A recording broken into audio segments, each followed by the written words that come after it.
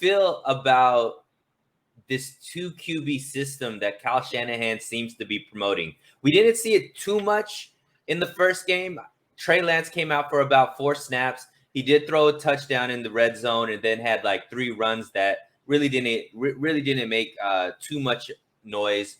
But how do you feel about that overall situation, especially with Jimmy G kind of playing the way that he was playing? Man, you know what? Actually, for full transparency, I started on offense. I switched to defense later on in Oh, my okay. career. Cool. So I'm multifaceted. But I love no, it. man. Well, you know how they always say, man. If you have 2 quarterbacks, you don't have a quarterback. And I can see how that can both to be true. But I guess based upon the way how you run it, then I've heard people say that the quarterback can get into a rhythm, get into a groove. I'm a firm believer in if you stay ready, you got to get ready. You know what I'm saying? So as long as you mentally you ready and you warm up on the sideline and your number called, get in there. It's not ideal, but I see how it can work, especially in the red zone. I'll tell you what I don't like. I don't like how when Kyle brings Trey in, he uses him as like a crash dummy to a degree. Just read option, run here, run there. I'm like, man, let the man be a quarterback. You first pass he threw a touchdown. You Right. know what I'm saying? So if you're gonna do it, man, do it where it's even on both sides. Don't just put the guy in there and put him in harm's way. Trying to run the ball every time he's in there. But I mean, hey, look, man, they both came out healthy. They both played, fairly well. Yeah, and I give it to Jimmy. Jimmy looked he looked like Jimmy with Jimmy's on. Right. You know what I'm saying? He So I looked a mean, little bit mobile too. Like he looked like he had some a little bit of speed come back to him. It didn't seem like the ankle or the knee were any issues.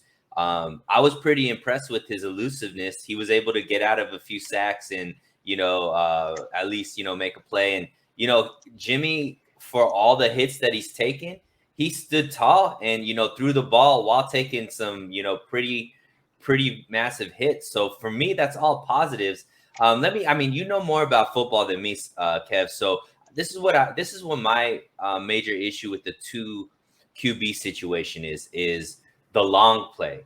So it looks like Shanahan is kind of seeing, hey, we need to utilize Trey because down the line, he's going to be important to certain plays and things of that nature. However, the only time I've really seen this play out is kind of in we've seen it in New Orleans, right, with Taysom Hill and Drew Brees.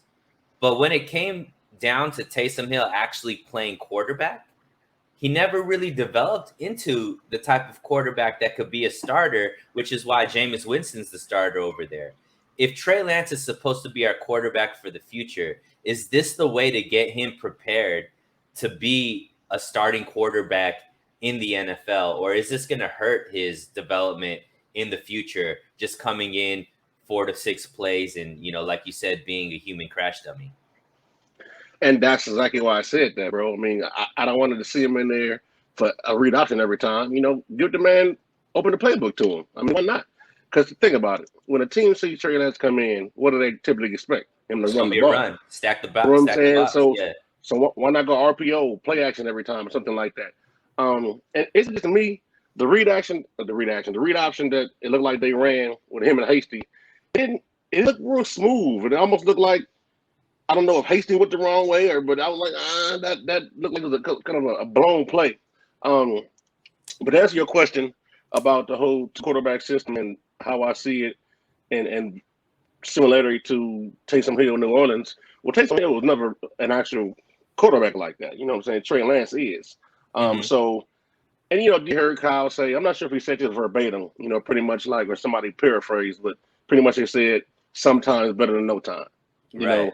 know, and I get that, but make the plays count. At least get a man an actual play to run. So and he does need the reps. I call it OJT, on job training. You know what I'm saying? Get him in there when you can, like especially in the red zone. We get down there to the red zone, teams don't know what we're gonna do, Right. unless of course you run the ball with them every time. Do you feel as if though it takes away from Jimmy, right? Because at the end of the day, Jimmy's our starting quarterback this year, whether you agree with it or not. It seems like on some of those third down plays where you brought Trey in, it actually stalled the offense. And it seemed like Jimmy was pretty on fire. And maybe if you gave him a chance, maybe he picks up that first down with his arm. Do you feel like there's going to be a situation where actually takes away from Jimmy and his confidence and his ability to stay sharp and get into a groove, that in some of these games we might need Jimmy to just play the whole game because that's going to be our best avenue to actually get a win? I mean, and that's going right back to our beginning conversation as far as the two QBs being in the groove. And I 100% agree.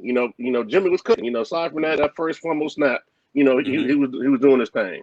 And I don't know. Now, I believe it's a kind of a good way to get Jimmy to the sideline to say, hey, look, I got Trey in for 1-2 plays. When you get back in there, just so I'm looking at XYZ. But I don't see it being a benefit if you're just going to get Trey in there to run the ball every time. And like you said, it kind of threw the dynamic off a little bit, especially with the 0 gain or 1-2 yard gain when Jimmy was already cooking. So that's what I'm saying. So now if you're gonna put him in there, give him an actual play. Right. Don't just just quarterback keep. Nah, man. Like if you go to the 2-quarterback system, you got to have both quarterbacks fully capable and fully embellished into the offense to the point where they can both excel.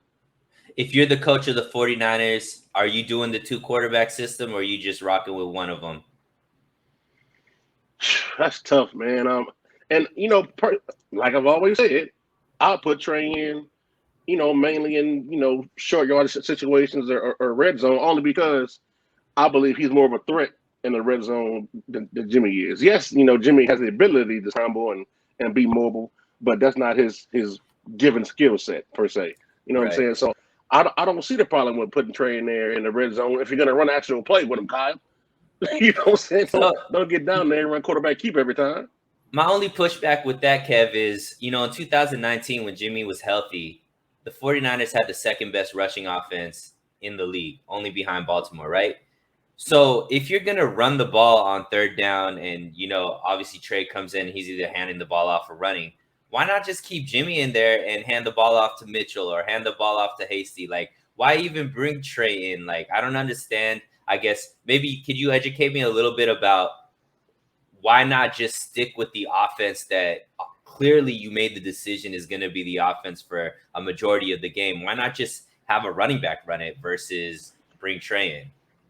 Okay, let me add a little light to that for you, just a little bit. Sure. Think about it. When you have Trey in there at quarterback, in the red zone, or are you trying to run the ball? I mean, just if you look at it, it's much easier to run the ball with a Trey type quarterback in the backfield than it is, a Jimmy per se. Because think about it. Even if the run game is working well, I don't really think linebackers respect, Jimmy the way they respect a Trey type quarterback. So most times if it's a play action type read, they're not worried about Jimmy taking off and running with the ball. And if you also look at it, the running lanes are that much more open when Trey's in there and when we go read option or, play fake or RPO. So again, in the red zone, I totally see the benefit of it. I'm not saying Jimmy can't. It's just that's not his strong suit. Right. You see what I'm saying? And we kind of saw it in the Raiders game with Mariota, right? He was able to reel off, a 36-yard run. So, I mean, maybe if we saw Trey actually break something and get a first down or something like that, maybe we'd be feeling a little bit different. But the only way you get that opportunity is to put him out there. So maybe it just didn't work as planned, right? So yeah, exactly.